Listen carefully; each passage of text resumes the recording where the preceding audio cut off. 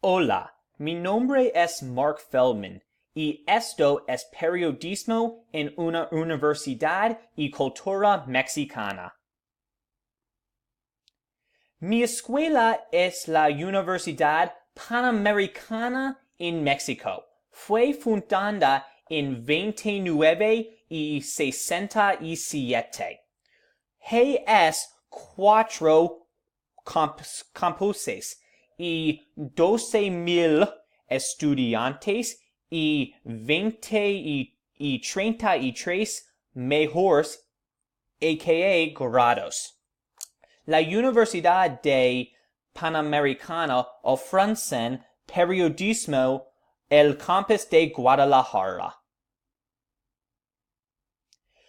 Requisitos para grado. Es 52 clases en total y necesita tomar 1,018 créditos. La universidad quiere que los estudiantes puedan comprender los eventos en México y en todo el mundo. También quieren que los estudiantes sean muy creativos en sus clases todos los días. Las clases específicas que completen los estudiantes son historia, comunicación y historia.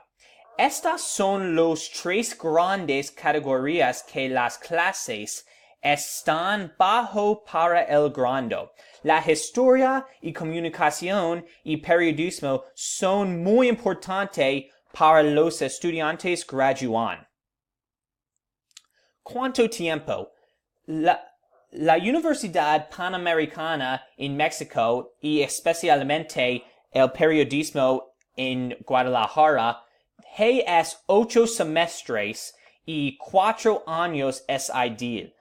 Los estudiantes tienen muchas clases en 4 años. El sistema de clasificación tiene similaridades y diferencias en cuanto a ASU. En la Universidad Panamericana, cada clase debe aprobarse con un 70% para continuar con los estudios de un estudiante. El grado sistema para GPA es diferente. Una A es un 9.7 de 2, mientras que en ASU es de 3.7 to 4.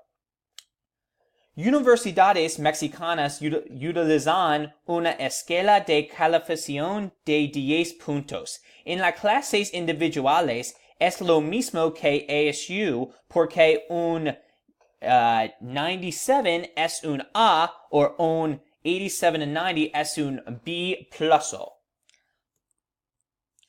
A medida que se acerca la graduación, no pasatina totalmente, porque la universidad quiere que los estudiantes completen sus clases y se preocupen por conseguir un trabajo después de graduarse con un periódico, televisión o estación de radio.